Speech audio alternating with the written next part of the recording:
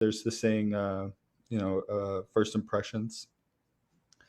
So I bring this up because I've had in the past few years a few times that I've missed an appointment with somebody, but I mean rarely. I'm very big stickler on it.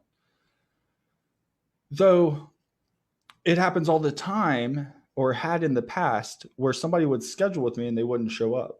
So there's information out there on how to avoid that, and I'll talk to you about that here in just a second. And I want to share with you, as my screen might imply over here, some of the top things that we're doing to. First off, I want to give you the top 9 scheduling apps of 2019. We went through and looked at what was working for other entrepreneurs. We asked some other popular marketing groups, and we looked at other guides around the internet and kind of used the methodologies to find out who's using what. And in my experience, I went through and tested things out. I listed what the top 9 are, and I'll share that with you here in just a minute. But the story I wanted to share was more about that, making that impression.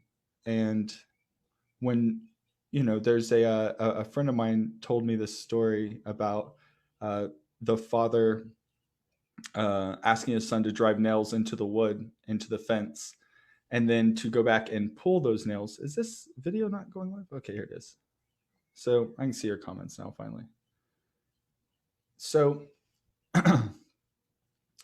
the father asked the son to go drive some nails into the fence, and one by one goes through and puts the hole in the fence, and then comes back and says, okay, I'm done.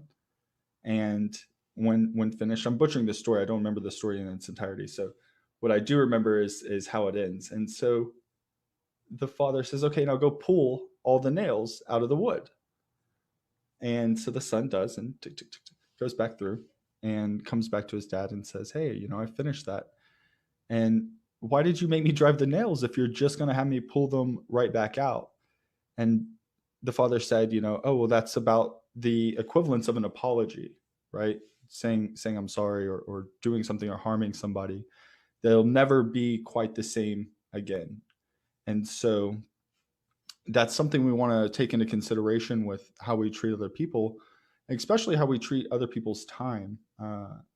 Every day I give time to friends, to clients, to new people that I've never met before, in order to find bigger things to work on and bigger challenges